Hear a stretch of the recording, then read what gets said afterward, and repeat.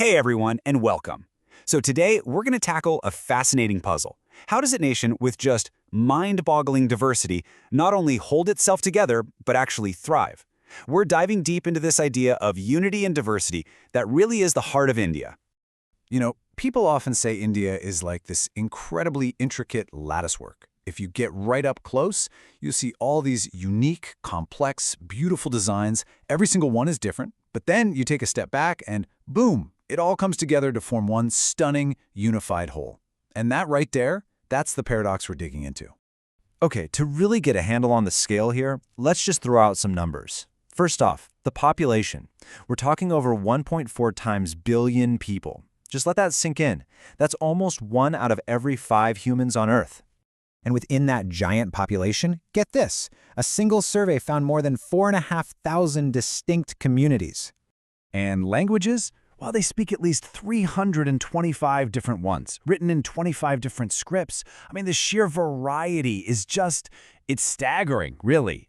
So yeah, that brings us right back to the big question, doesn't it? With all these different people, all these cultures and languages, what's the glue? What on earth holds it all together? Well, the answer, it seems, lies in this really core concept, the many in the one. And it's not about making everyone the same, not at all. It's about finding that common thread that weaves through everything, a thread that's been unbelievably strong for, well, thousands of years. And this isn't some newfangled idea. Over 100 years ago, a historian named Vincent Smith was wrestling with the very same puzzle, and he figured out that the secret isn't to pretend the diversity doesn't exist, but to actually find the unity inside of it. It's the bedrock of the culture. So how does this actually work in real life? Let's check out some examples. All right, our first clue is something you can literally see every single day on the street: clothing. It is the perfect visual example of this whole idea in action. Okay, let's talk about the sari. The basic idea couldn't be simpler, right? It's just one long, unstitched piece of cloth.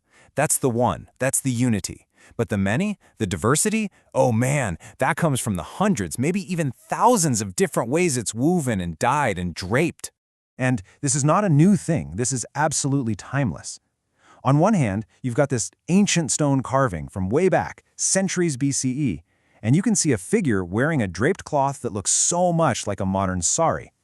And then, right next to it, a photo from today, a woman using her sari as a little cradle for her baby.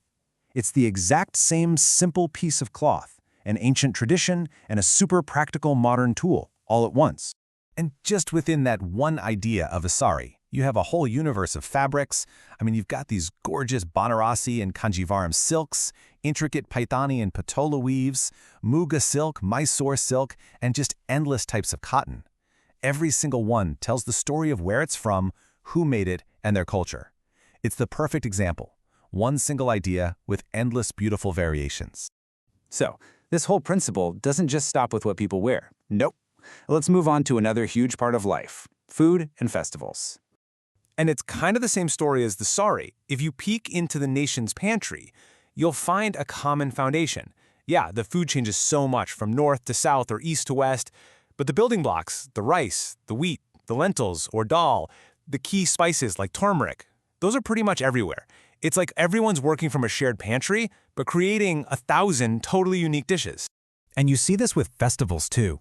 You can take one single event that everyone experiences, something like the harvest. It's a time for celebration and gratitude all across the subcontinent. But how it's celebrated? Oh, it gets its own special flavor everywhere you go, with different names and unique traditions. And you can see that right here. You've got the super energetic Bihu festival from Assam, and then you have the celebration of Pongal down in the south. Totally different names, different rituals, different food, but you know what? At their core, they are the exact same thing, a joyful festival to give thanks for the harvest. One big reason to celebrate, so many wonderful ways to do. All right, for our last piece of the puzzle, let's go to what might be the deepest layer of unity of all: the stories a nation tells itself. This is where you find those really profound threads that tie it all together. So there are two massive epic poems, the Ramayana and the Mahabharata, and they're basically the foundation of this shared story. The Ramayana is this epic adventure of a hero, Rama, who has to rescue his wife Sita from a demon king. It's all about doing the right thing, about dharma. Then you have the Mahabharata, which is this huge, complex story about a massive war between two families of cousins, the Pandavas and the Kauravas, fighting over a kingdom. I mean, these are gigantic stories about heroism, duty, and morality that people have been telling for thousands of years. But, and this is the most important part, these aren't just dusty old books on a shelf. No way. They are living, breathing stories. There are thousands of different folk versions, regional twists, and tribal retellings. It's like every single community has taken these epic tales and made them their own. And this is where it gets really powerful. What you're looking at here isn't some grand temple in a big city. It's a simple little shrine made of carved stone, deep in a forest. It's taken care of by the local Irula community. And for them, the heroes from the Mahabharata, well, they weren't just characters in a story. They believe they walked right through their land, their forest. And that's how a huge national epic becomes a deeply personal local story. It's maybe the ultimate example of the many in the one. So when you put it all together, the clothing, the food, the festivals, the stories, the solution to our puzzle starts to come into focus, doesn't it? The picture gets a lot clearer. Here's the big takeaway. The diversity isn't some problem that threatens unity. It's the opposite. It's the beautiful natural result of that unity.